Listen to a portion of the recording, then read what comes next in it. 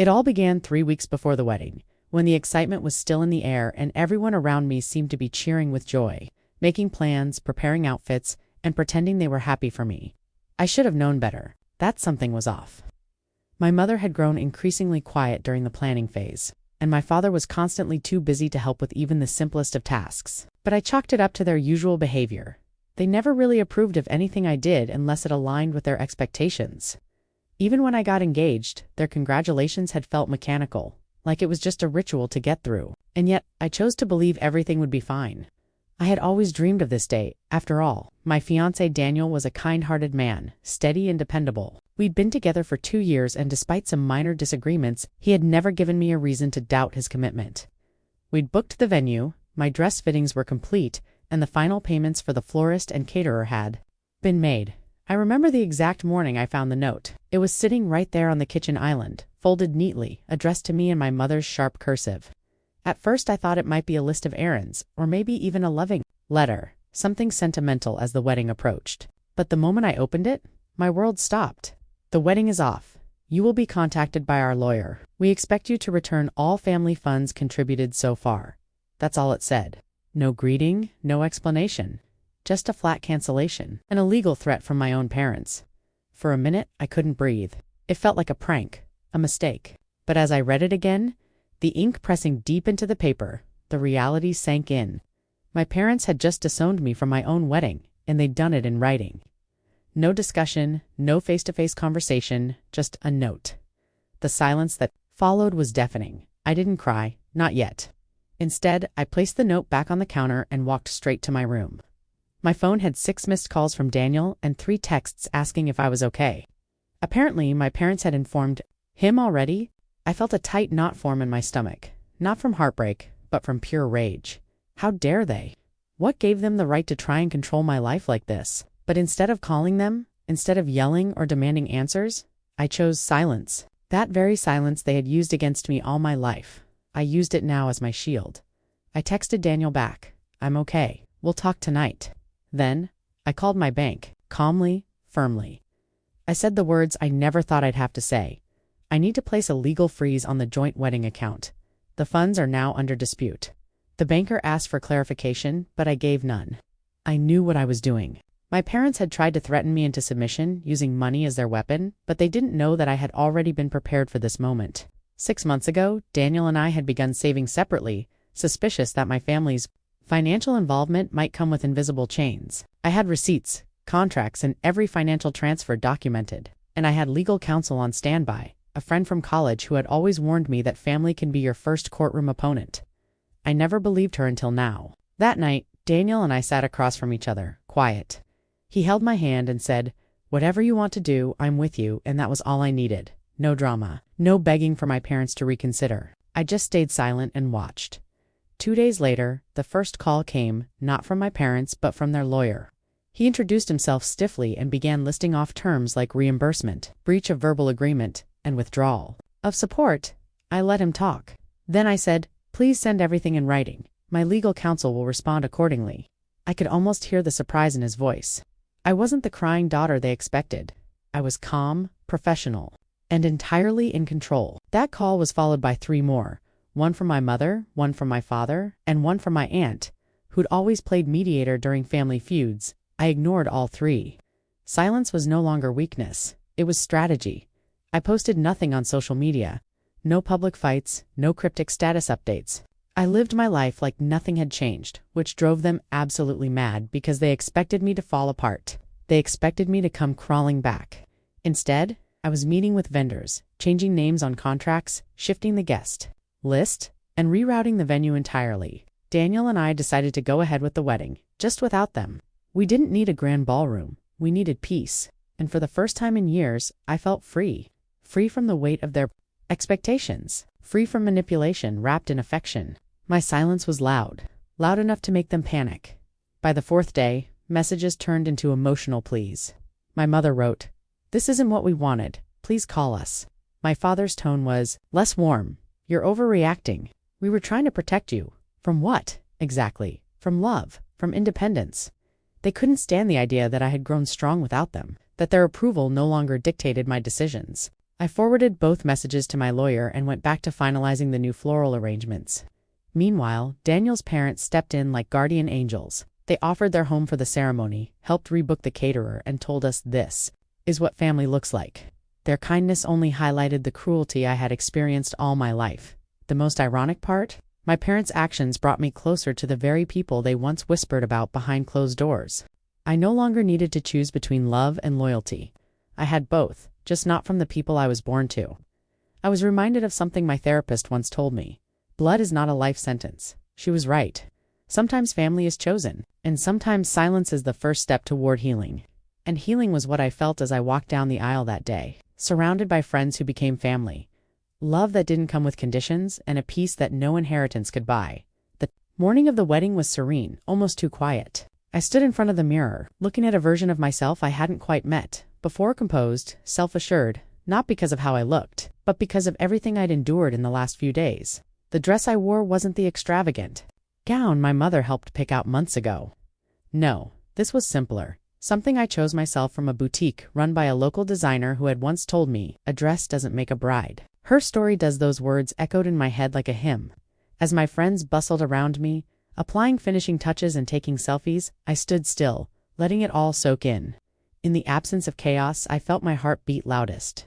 But the peace didn't last long. Just 2 hours before the ceremony, one of my bridesmaids came into the room holding her phone wide-eyed. "They're outside," she whispered.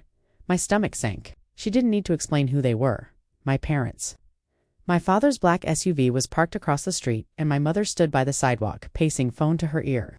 My aunt was with them too, shielding her eyes from the sun. I looked through the window curtain, just briefly, and then turned away. It was surreal, like watching strangers crash a memory that didn't belong to them anymore. "Do you want us to talk?" "To them?" someone asked. I shook my head. They weren't here for resolution. They were here for control. Maybe they thought showing up would shift things. Maybe they believed I'd walk out, cry in their arms, say sorry for standing up for myself. But not this time. My silence up until now had been a calm before the storm, but now it was armor. I didn't move. I didn't respond. I simply sent a message to our family friend who was also a retired police officer attending the wedding. "They're here. Please handle." And he did. They were told they weren't invited, told politely yet firmly that the bride had chosen peace. And with that, they left, at least physically. But I knew emotionally they were still trying to claw their way back. Later that night, long after the vows had been exchanged and laughter had replaced tension, I sat on the edge of the bed staring at the gift someone had left on the dressing table. No tag, just a box wrapped in gold with a silver ribbon. Curious, I opened it. Inside was a letter and a pair of pearl earrings I recognized instantly, my grandmother's. The letter was handwritten.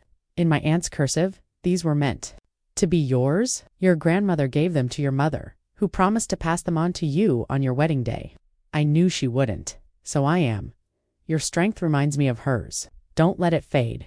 I stared at those words, trying to hold back the flood building inside me. This was the family I remembered. The silent protectors. The ones who never had loud voices but strong hearts. My aunt had always been the quiet one at family dinners. The peacekeeper who never chose sides, but this was her choice, and I honored it. I wore the earrings for the rest of the night, not because they were beautiful, but because they were symbolic. A generational circle finally completed. That moment reminded me that no act of love is ever wasted. It just finds its way to the right time and the right person. As I walked back out to join my guests, the music swelled and everyone raised their glasses. Not a single soul asked about my parents. No one questioned their absence, because the love present in that space was louder than any drama they could have brought. And that, more than anything, was my victory.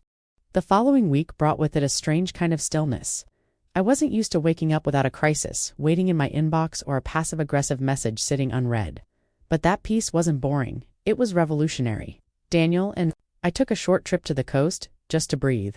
On the second day, I finally opened the message I had been avoiding from my father. It was short. "You've made your choice. So have we."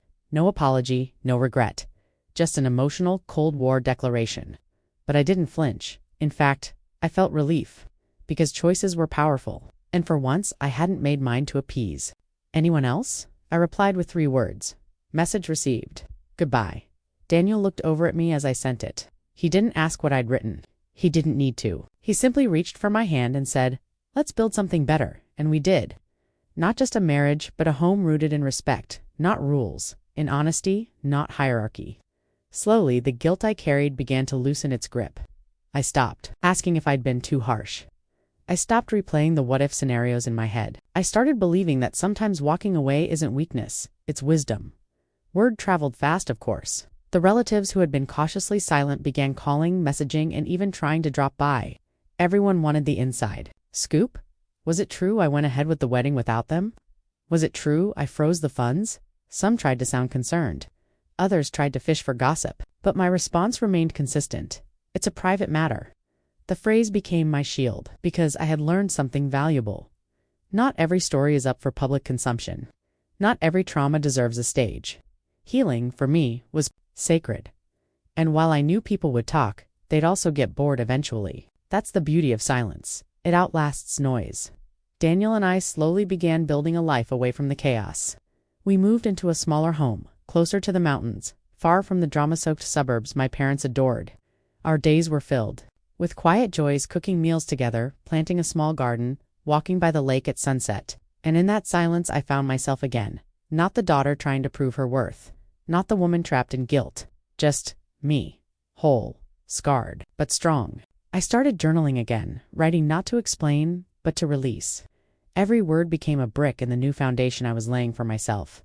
A foundation that would never again be built on someone else's conditions. It was about 6 months later, when the silence broke not from my end, but from theirs. A certified letter arrived with my family's last name printed on the envelope in bold.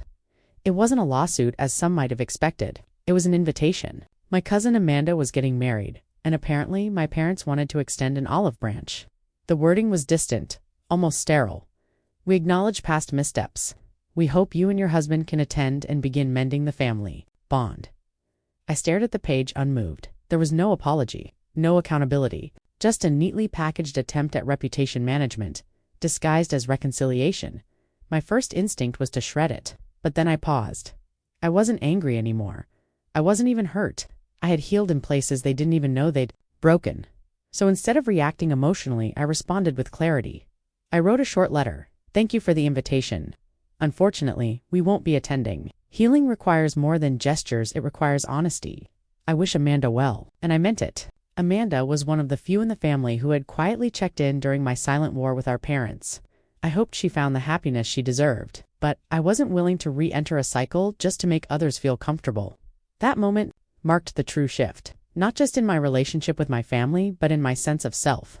I no longer felt the need to be part of a system that thrived on emotional debt. I was done borrowing love at the cost of my dignity. 1 year into our marriage, Daniel and I celebrated with a small dinner on the balcony of our home. The stars were bright that night, the kind of brightness you notice when your heart isn't heavy anymore. I remember asking him, "Do you think they ever really loved me?" He didn't answer right away. Instead, he said, "I think they loved the version of you that obeyed, not the one that grew wings." And it hit me sometimes love isn't absence, it's conditional. My parents loved me as long as I stayed within the blueprint they created. The moment I made choices that deviated from that design, their love turned into leverage. But I wasn't angry anymore. I was grateful. Grateful that they revealed their limits. Grateful that their actions had forced me to build a life with boundaries. In a way, their rejection had saved me, because without it, I might have spent my life trying to mold myself into something smaller, quieter, more acceptable. And in doing so, I would have missed out on the version of me I was becoming now. Someone unafraid to set boundaries. Someone who didn't apologize for taking up space. That realization, more than anything, was my closure. Not a confrontation. Not a dramatic showdown. Just peace, clean, earned, and deeply rooted.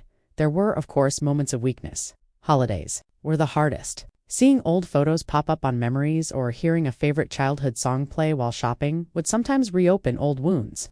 But I had learned not to run from those feelings. Instead, I let them wash over me. I cried when I needed to. When my thoughts became too heavy and allowed myself to grieve the family I never really had. I came to understand that grief wasn't just about death. It was about lost expectations. The version of my mother who would fix my veil on my wedding day, she never existed. The father who would walk me down the aisle with pride in his eyes, he was only real in my hopes. Letting go of those fantasies hurt, but it also set me free, because in their absence I discovered the beauty of chosen family. My best friend who flew in from another country on 2 days' notice, just to stand beside me. My neighbor, who baked our wedding cake when the original bakery backed out due to last-minute changes. Daniel's sister, who gave the toast at our wedding and called me the sister I never had. These people didn't share my blood, but they poured their hearts into making me feel seen, valued, and loved. And that love, unlike the conditional one I had known, came without a price tag now. As I sit here writing this, 2 years have passed since that note changed everything. Wedding's off. Expect a call from my lawyer. It's almost laughable. No, not because it wasn't painful, but because of how far I've come since then. That one act of betrayal triggered a series of events that forced me to redefine love, family, and self-worth. I often wonder what would have happened if I had reacted differently. If I had argued, if I had begged, if I had fought to keep the connection alive, would I still be caught in that cycle? Would I still be sacrificing my peace for their comfort? I'll never know, and I don't need to, because the life I've built since then is real, solid, joyful. There are no strings attached, no silence as punishment, no love that comes with fine print. Just genuine connection. I tell this story not for pity or revenge, but for the girl out there who just found a similar note on her kitchen counter.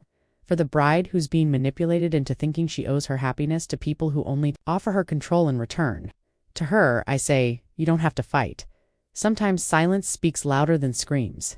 Sometimes walking away is louder than any explanation. And sometimes letting go is the bravest vow you'll ever make. So, let them regret it. You go live. Loudly, freely, and on your own damn terms.